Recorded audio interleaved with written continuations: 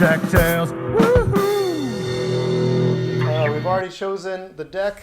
We're doing sci-fi, and we've chosen the storyline. We're doing Heart of a Blank, the sports underdog tale. So, the person who's going to go first is whoever has the longest eyelashes. It's clearly you. So our hero, Breton, named after that box of crackers. Brett. Breton. So Breton works a mod job related to, I think I gotta go with a spaceship. Oh. So Breton works on a spaceship that looks a lot like one of those circle crackers. Everything's gonna be It's about like the a flying saucer. It's just a really flat. It's a very flat, and it's called the Crisp Mobile. The Crisp Mobile, the spaceship, the Crisp Mobile. Yeah, and he works as an engineer on the Crisp Mobile. Okay. The hero's home life is troubled because of... Wait, you know what happened? What happened? This card is from the fantasy deck. Well, now that there's a card from the fantasy deck here, I'm totally going to play it. So That was my card. It was your card. Home life is troubled because of the honor of one's house. That's right. Our hero, whose name was... What was it again? Breton. Breton. Oh, yeah, that's right. It's literally, I could see it right there. Breton comes home from a shift on the spaceship, and, you know, his parents are just really down on him. He's trying to get all excited about developments in his job, and they just say, our son just passing wrenches like a common serf. You know, our family used to be royalty, and they go on. He says, I know, Mom and Dad, until the war, and then now we're just a bunch of bums, and you want to restore the honor of our house, and I'm really letting you down. And I say, yes, yeah, that's exactly what we were going to say. However, Breton excels at a competitive sport involving what? A motionless space elf. He is on a foosball team with an emotionless space elf. And they are really good, actually, together as a team. So Breton and the space elf named Pillow? Like, no. What is that thing? Like a potato masher, I guess? Masher. So his emotionless space elf, Masher. Okay. So Masher and Breton are a team in competitive foosball. Breton and Masher go to a tournament, and when things get heated, Breton bets an item that he really has no business betting. I think I'm going to go with the vast empire that dominates countless worlds. He's got this passport, like an ID card, that is the only proof that his family is actually of royal lineage. Oh. Yeah. And, you know, he takes that little, like, ID card out, and he throws it. It's made of, like, pure gerblanium. Gerblanium. Which is a very rarer than zimdoblinum, which That's is rare. And yeah, he loses that in the foosball match. Our distraught Breton meets a mentor thanks to what? Oh. He goes to the bar with Masher, and at the bar, ragtag army of freedom fighters at the door, and they were like, hey, let's see your papers. We don't want any of them former royals in here. We're trying to fight for the freedom of our people here. So it's good he actually lost his papers. One of the fighters was like, hey, your hands, I see those calluses. You clearly play foosball. So he meets a guy who notices his foosball calluses. Okay. The guy says, hey, you know, I'm actually 3-time Galactic Fooseball champion Tom Zimboni. Oh. And he has his own face tattooed on his chest. Wow, that's and a also power move. his name. Our hero says, look, anybody can say they're Tom Zimboni, and anybody can get Tom Zimboni's face tattooed on their chest and the words Tom Zimboni.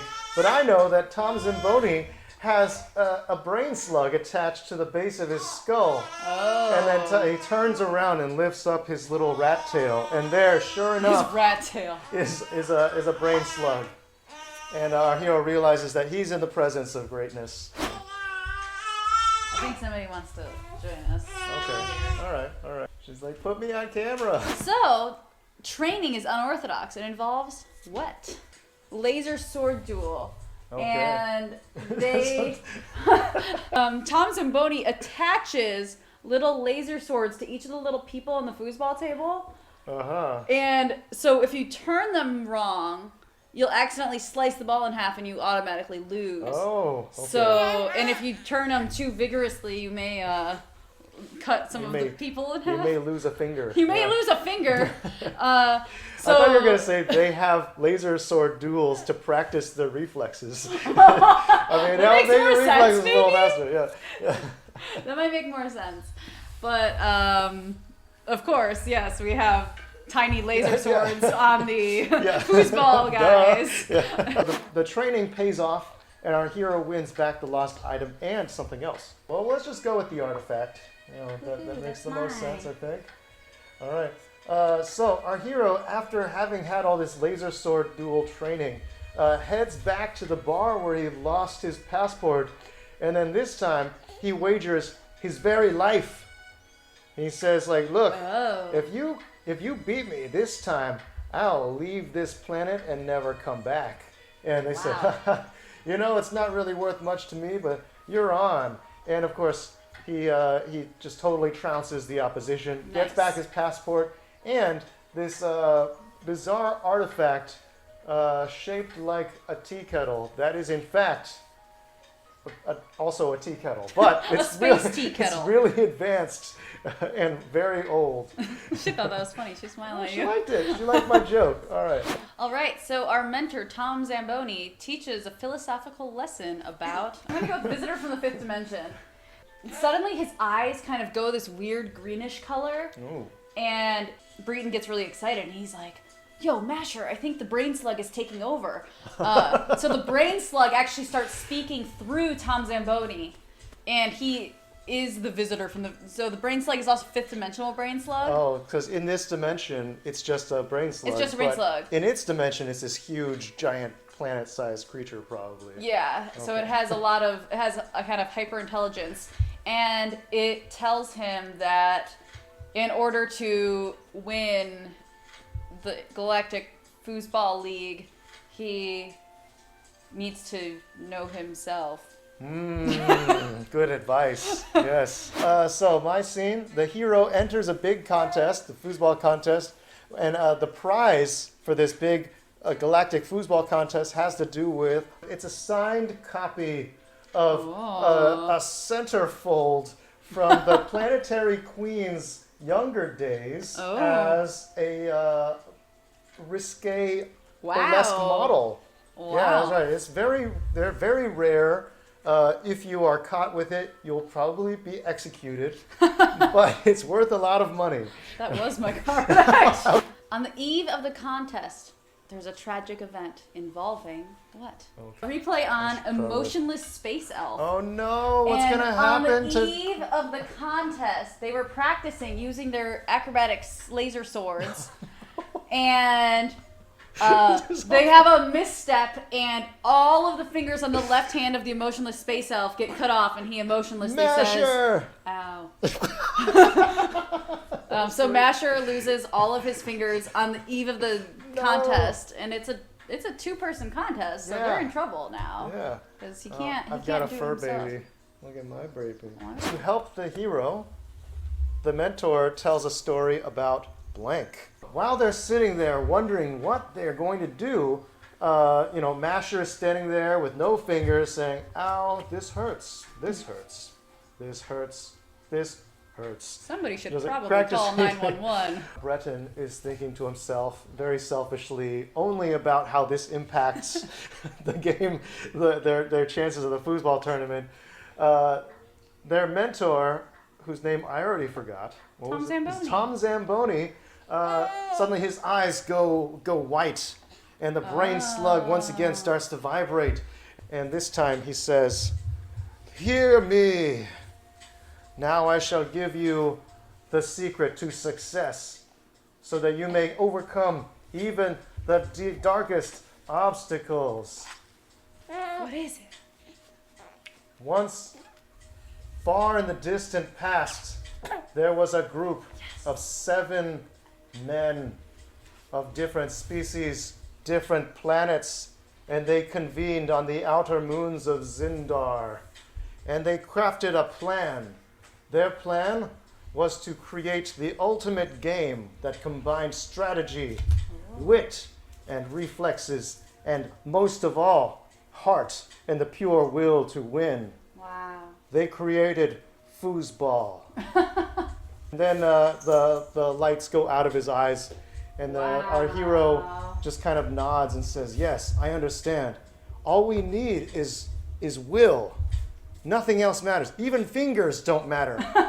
And with this newfound confidence, our intrepid foosball players head into the tournament, Nice. ready and expecting ultimate victory. And Breton, he is doing poorly in the contest due to what? Exotic badass fighter. Yes, trick. that was mine. So in the contest, in their first round, they are against a team that's really bad, and he easily beats him basically single-handedly because Masher only has one hand. So, but they do really well in the first round. But then the second round, they're up against this team that's composed of 2 exotic badass fighter chicks. Ooh. They're a different alien species that each has 4 hands, which seems a little unfair in this competition. They're losing badly to this pair of ladies who have tie-dye colored skin and 4 arms each. Our heroes find the inspiration to win thanks to blank. The honor of one's house. There we go. Good. There we go. All right. So he's losing, and he looks into the stands, and suddenly, his eyes just like laser focus onto one face. It's his mother's face, and next to her, it's his father. And then the mom goes, "Go, son, we believe in you. Aww. Even if you don't win, we're still proud of you for trying." And she does a wave by herself, and nobody, even her dad, doesn't do anything. And he's like, no one's gonna go for that. She's like, "I don't care." And she does a wave again, and he's like, "All right, fine." And then he does the wave, and then, after several more tries, nobody really immediately does it.